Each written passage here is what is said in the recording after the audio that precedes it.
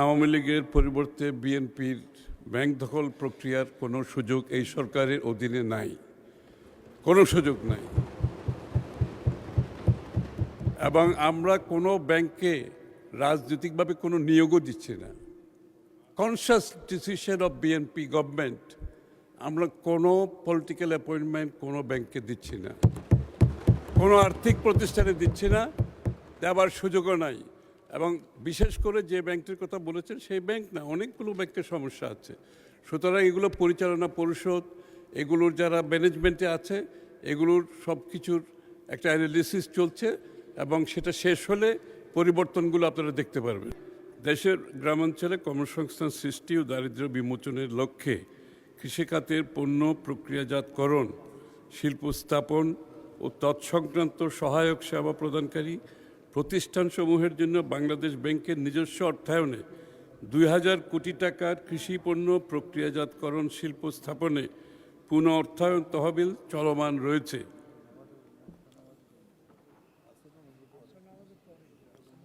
এই তহবিলের আওতায় উদ্যোক্তাগণ 7% সুদে 7 বছর পর্যন্ত মেয়াদে সর্বোচ্চ 100 কোটি টাকা ঋণ সুবিধা পেয়ে থাকেন।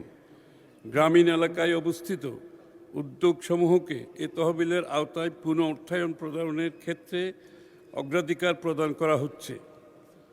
সম্প্রতি এ তহবিল এর পরিমাণ 1400 কোটি টাকা থেকে বৃদ্ধি করে 2000 কোটি টাকায় উন্নীত করা হয়েছে মাননীয় স্পিকার। এছাড়া বাংলাদেশ ব্যাংক কর্তৃক 2008-6-2026 তারিখে দেশের খাদ্য নিরাপত্তা নিশ্চিতকরণে কৃষি উৎপাদন বৃদ্ধি এবং কর্মসংস্থান সৃষ্টির লক্ষ্যে কৃষি ও পল্লী খাতের জন্য 10,000 কোটি টাকার একটি পুনঃ অর্থায়ন স্কিম গঠন করা হয়েছে। তাছাড়া কৃষি খাতে উৎপাদন বৃদ্ধির লক্ষ্যে নিম্নলিখিত কার্যক্রম পরিচালিত হচ্ছে। প্রতি বছর বাংলাদেশ ব্যাংক কর্তৃক কৃষি ও পল্লী ঋণ নীতিমালা ও কর্মসূচি ঘোষণা করা হয়ে থাকে। উক্ত কর্মসূচির আওতায় 2025-26 অর্থবছরে তফসিলি ব্যাংকসমূহ কর্তৃক কৃষি খাতে ঋণ বিতরণের জন্য 39,000 কোটি টাকা লক্ষ্যমাত্রা নির্ধারণ করা হয়। ব্যাংকসমূহ কর্তৃক আমদানি বিকল্প ফসলসমূহে ডাল, তেলবীজ, ভুট্টা, মশলা জাতীয় ফসল চাষে মাত্র 4% রেয়াতি হার সুদে ঋণ বিতরণ করা হচ্ছে। এক্ষেত্রে সরকার কর্তৃক ঋণ প্রদানকারী ব্যাংকসমূহকে বাংলাদেশ ব্যাংকের মাধ্যমে সুদ ভর্তুকি প্রদান করা হয়। বাংলাদেশ ব্যাংক এসিডি সার্কুলারের মাধ্যমে গম ও ভুট্টা উৎপাদন বৃদ্ধিকল্পে 1000 কোটি টাকার একটি বিশেষ পুনঃ অর্থায়ন স্কিম গঠন করা হয়েছে।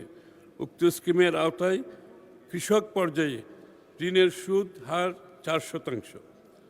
এ সকল তহবিল সারা দেশের জন্য প্রযোজ্য বিধায় বর্তমানে পৃথকভাবে ব্রাহ্মণবাড়িয়া 2-এর সরাইল, আশুগঞ্জ এবং বিজয়নগর উপজেলার আংশিক উপজেলার গ্রামীণ জনপদ এলাকার কৃষিপণ্য সংরক্ষণ, হিমাগার নির্মাণ ও কৃষিভিত্তিক শিল্প স্থাপনে স্বল্প সুদে দীর্ঘমেয়াদী ঋণ সুবিধা আলাদা করে করার প্রয়োজন নাই মাননীয় স্পিকার।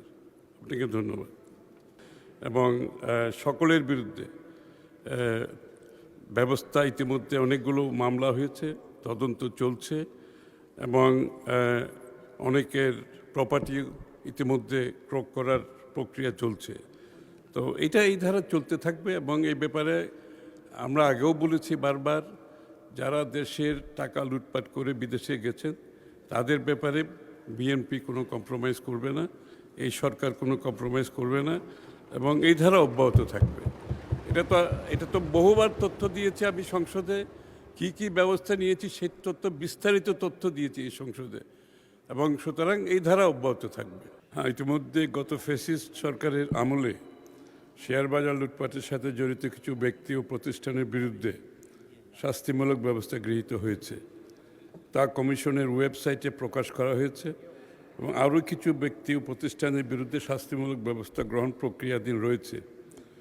এছাড়াও গত ফ্যাসিস্ট সরকারের আমলে শেয়ার বাজার লুটপাটের সাথে জড়িত তথা কারসাজি, অনিয়ম, দুর্নীতিকারী ব্যক্তি ও প্রতিষ্ঠানের বিরুদ্ধে Bangladesh securities and exchange commission কর্তৃক শাস্তিমূলক ব্যবস্থা হিসেবে 1497 কোটি টাকা অর্থদণ্ড আরোপ করা হয়েছে, যার মধ্যে Bangladesh export import company limited বেক্সিমকোর শেয়ার সংক্রান্ত লেনদেনে কারসাজির কারণে বিভিন্ন ব্যক্তি ও প্রতিষ্ঠানকে 428 কোটি টাকা অর্থদণ্ড আরোপ করা হয়েছে। এছাড়াও বিভিন্ন দায়ী প্রতিষ্ঠান ও ব্যক্তিদের চিহ্নিতকরণে Bangladesh securities and exchange commission কর্তৃক গঠিত অনুসন্ধান ও তদন্ত কমিটির প্রদত্ত প্রতিবেদনের ভিত্তিতে গৃহীত ব্যবস্থাটির নিম্নরূপ। মাননীয় মন্ত্রী, স্পিকার, এটা অনেক দীর্ঘ লিস্ট, এটা যদি আপনি বলেন। জি ধন্যবাদ। উত্তরের বাকি অংশ পঠিত বলে গণ্য করা হলো। ধন্যবাদ। ইতিমধ্যে বিগত সিকিউরিটি অ্যান্ড এক্সচেঞ্জ কমিশনের চেয়ারম্যান সহ অন্যদের বিরুদ্ধে মামলা এবং তদন্ত চলছে। মাননীয় স্পিকার, প্রশ্নকারী সম্মানিত সংসদ সদস্যের জ্ঞাতে বলছি যে ইতিমধ্যে আপনারা জানেন নতুনভাবে সিকিউরিটি অ্যান্ড এক্সচেঞ্জ কমিশন গঠিত হয়েছে। একজন চেয়ারম্যান, 3 জন সদস্য এবং আরেকজন সদস্য নিয়োগের প্রক্রিয়া অব্যাহত আছে, চলছে।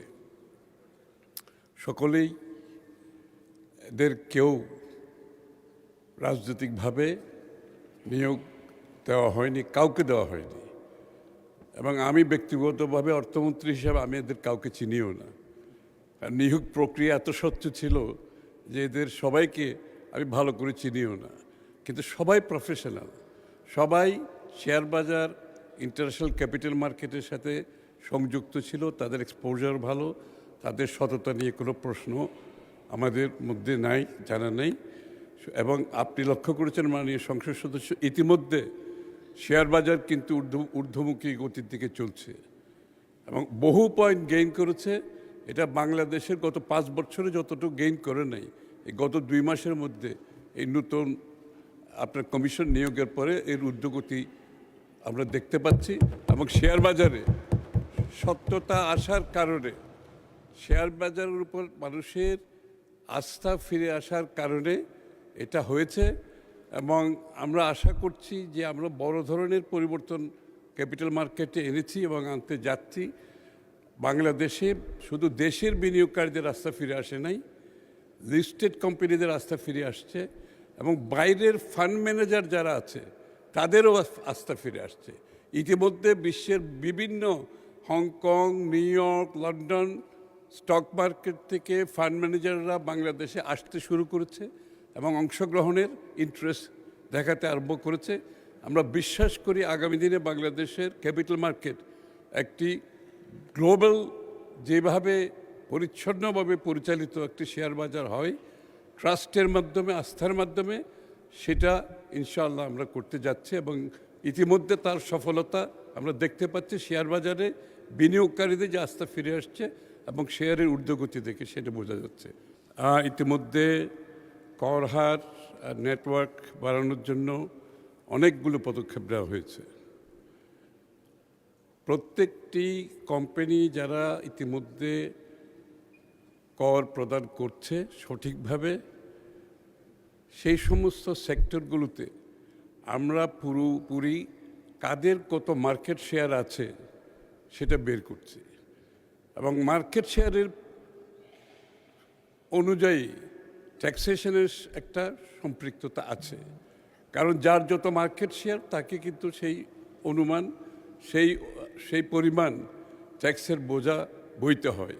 তো আমরা বিগত দিনে কিন্তু এই কাজগুলো হয়নি। আমরা প্রত্যেকের মার্কেট শেয়ার নির্ধারণ করছি, প্রত্যেকটি কোম্পানির কোন সেক্টরে কার কত মার্কেট শেয়ার আছে, এটা হচ্ছে 1 নম্বর। দ্বিতীয় হচ্ছে আমরা একটা ফ্ল্যাট রেটে গিয়েছি, যেটা সমস্ত বাংলাদেশে যারা এখন করের আওতায় আসে নাই তাদের সাধ্যের মধ্যে যতটুকু ট্যাক্স দিতে পারে একটা ফ্ল্যাট রেট নির্ধারণ করছি আমরা, এলাকা ভিত্তিক। সুতরাং সেই ফ্ল্যাট রেটের মাধ্যমে কোনো এনবিআর কর্মকর্তার, ট্যাক্সেশনের কর্মকর্তার কাছে ট্যাক্স পেয়াররা যাতে কোনো ধরনের হয়রানির শিকার না হয়, এই জন্য ফ্ল্যাট রেটের মাধ্যমে তারা ট্যাক্স দিতে পারবে।